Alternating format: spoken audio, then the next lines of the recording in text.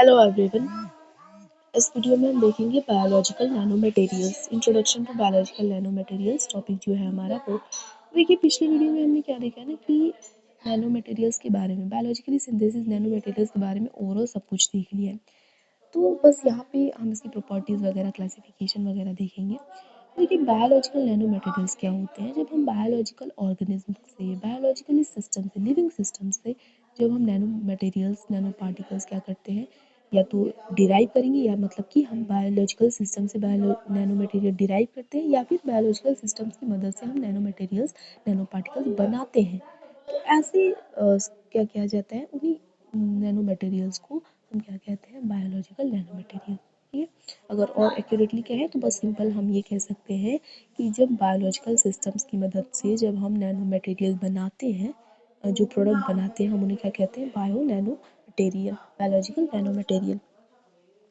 तो देखिए bio nano materials are materials produce from various biological elements. Bio nano materials क्या है, अलग अलग जो बायोलॉजिकल एलिमेंट से बनाए जाने वाले प्रोडक्ट हैं वो, जैसे कि प्लांट से, बैक्टीरिया से, फंगाई से, पेप्टाइड्स, न्यूक्लिक एसिड एक्सेट्रा। मतलब जो भी बायोलॉजिकल ये सिस्टम्स है या फिर जो उनके कॉम्पोनेंट्स है, जब आप उनसे मटेरियल्स बनाते हैं तो उन्हें हम क्या कहते हैं, बायोलॉजिकल या फिर बायो नैनो मटेरियल। ये जो मटेरियल होते हैं इनके पास यूनिक प्रॉपर्टी होती है और फंक्शनैलिटी होती है, चूँकि इनकी स्मॉल साइज और बायोलॉजिकल ओरिजिन की वजह से। नेक्स्ट हम देखते हैं कि प्रॉपर्टीज़ क्या-क्या होती हैं बायोलॉजिकल नैनो मटेरियल्स की। तो देखिए सबसे पहला है high surface area to volume ratio. जब हम बायोलॉजिकल सिस्टम से, या फिर हम ये कह सकते हैं कोई भी नैनो पार्टिकल या नैनो मटेरियल है, तो वो उसका प्रॉपर्टी हो सकता है कि हाई सरफेस एरिया होता है, वॉल्यूम रेशियो।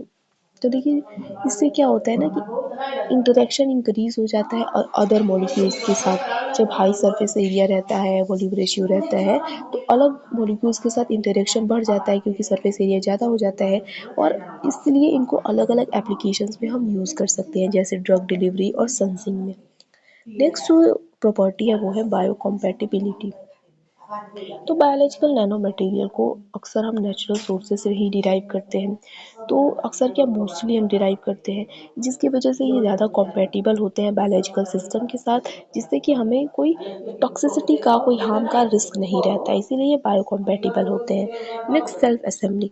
तो बायोलॉजिकल जो नैनो मटेरियल्स होते हैं इनके पास सेल्फ असेंबली की प्रोसेस होती है, मतलब इनको बिना किसी एक्सटर्नल हेल्प से ये आप क्या हो सकते हैं, एक ऑर्डर में अरेंज हो जाते हैं। उनको कोई बाहर से कोई फ़ोर्स, कोई चीज़ नहीं देना पड़ता, डायरेक्ट नहीं करना पड़ता कि असेंबल होना है, इकट्ठा होना है। तो ये खुद ही स्पॉन्टेनियसली एक ऑर्डर में अरेंज हो जाते हैं। इसी को हम क्या कहते हैं, सेल्फ असेंबली। तो बायोलॉजिकल नैनो मटेरियल्स के पास ये प्रॉपर्टी होती है सेल्फ असेंबली की।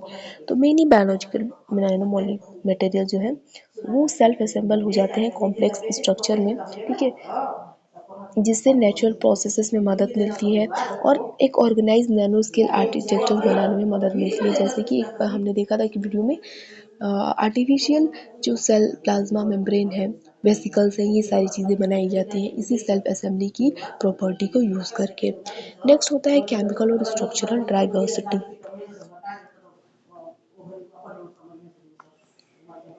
तो देखिए, तो बायोलॉजिकल जो सिस्टम्स होते हैं एक wide range of nano materials offer करते हैं, जिसमें डिफरेंट कॉम्पोजिशन होते हैं स्ट्रक्चर के, ठीक है, जैसे कि protein, lipid, nucleic acid, each with unique property and function. मतलब कि जब भी बायोलॉजिकल नैनो मटेरियल बनाए जाते हैं तो उनमें अलग अलग तरह के बायोलॉजिकल कंपोनेंट्स होते हैं, तो इनके अंदर एक बहुत ही केमिकल और स्ट्रक्चरल डाइवर्सिटी देखने को मिलती है। नेक्स्ट है ऑप्टिकल प्रॉपर्टी। तो बायोलॉजिकल मटेरियल्स, नैनो मटेरियल्स जो होते हैं उनके पास ऑप्टिकल प्रॉपर्टीज़ भी होती हैं। तो कुछ बायोलॉजिकल नैनो मटेरियल जैसे क्वांटम डॉट या फिर प्रोटीन, इनके पास यूनिक ऑप्टिकल प्रॉपर्टी होती है, जैसे कि फ्लोरोसेंस, जिसकी वजह से इनको इमेजिंग और सेंसिंग एप्लीकेशंस में यूज़ किया जाता है। नेक्स्ट है मैकेनिकल प्रॉपर्टीज। तो स्मॉल साइज होने के बाद भी कुछ जो बायो नैनो मटेरियल्स होते हैं इनके पास मैकेनिकल स्ट्रेंथ या फिर फ्लेक्सिबिलिटी बहुत ही ज़्यादा होती है और जिसी के लिए वजह से ये सूटेबल होते हैं कई सारे एप्लीकेशंस में, जैसे रोबस्ट मटेरियल बनाने के लिए नैनो स्केल पे, ठीक। तो ये कुछ क्या है, ये कुछ प्रॉपर्टीज़ हैं नैनो मटेरियल्स की, बायोलॉजिकल नैनो मटेरियल्स की प्रॉपर्टीज़ है कि बायोकम्पैटिबल होते हैं, इको फ्रेंडली होते हैं, आप कह सकते हैं। मैकेनिकल प्रॉपर्टी होती है इनके पास, ऑप्टिकल प्रॉपर्टी होती है, केमिकल और बायोलॉजिकल डाइवर्सिटी होती है। नेक्स्ट हम बात करते हैं बायोलॉजिकल क्लास नैनो मटेरियल की क्लासिफिकेशन की। तो बायोलॉजिकल नैनो मटेरियल्स को अलग अलग कैटेगरी में डिवाइड किया गया है, कॉम्पोजिशन की बेसिस पे, ओरिजिन की बेसिस पे, उनकी प्रॉपर्टीज की बेसिस पे। मतलब कि उस बायोलॉजिकल नैनो मटेरियल का कॉम्पोजिशन क्या है, किस किस चीज़ों से बनाया गया है, फिर ओरिजिन कहाँ से है और उसकी प्रॉपर्टी कैसी है, इसकी बेसिस पे बायोलॉजिकल नैनो मटेरियल को कई कैटेगरी में डिवाइड किया गया है। तो कि सबसे पहला देखते हैं कॉम्पोजिशन बेस्ड क्लासिफिकेशन, कि उस बायोलॉजिकल नैनो मटेरियल की कॉम्पोजिशन क्या है, किन किन चीज़ों से मिलकर वो बना है। तो सबसे पहला है प्रोटीन बेस्ड। तो ऐसे नैनो मटेरियल क्या होते हैं, प्रोटीन से जिसको बनाए जाते हैं वो होते हैं, जैसे कि एंजाइम, एंटीबॉडीज, स्ट्रक्चरल प्रोटीन जैसे कि कोलेजन। ये सब क्या है, बायोलॉजिकल नैनो मटेरियल हैं जो प्रोटीन बेस्ड है। एग्जाम्पल के लिए वायरल कैप्सिड्स, एमोलॉइड फिब्रिल्स, ये सब protein based biological nano materials हैं। दूसरा है न्यूक्लिक एसिड बेस्ड। तो न्यूक्लिक एसिड बेस्ड ऐसे नैनो मटेरियल जो फिर डीएनए या फिर आरएनए से डिराइव किए जाते हैं। एग्जाम्पल के लिए DNA, origami. Next lipid based, तो ऐसे नैनो मटेरियल जिनमें क्या होता है, या तो लिपिड से कंपोज्ड होते हैं जैसे कि लिपोसोम हो गया, या फिर लिपिड नैनो पार्टिकल्स होते हैं।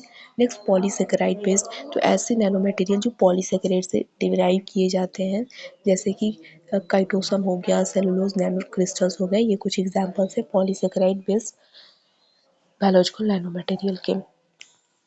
दूसरा होता है स्ट्रक्चरल बेस्ड क्लासिफिकेशन।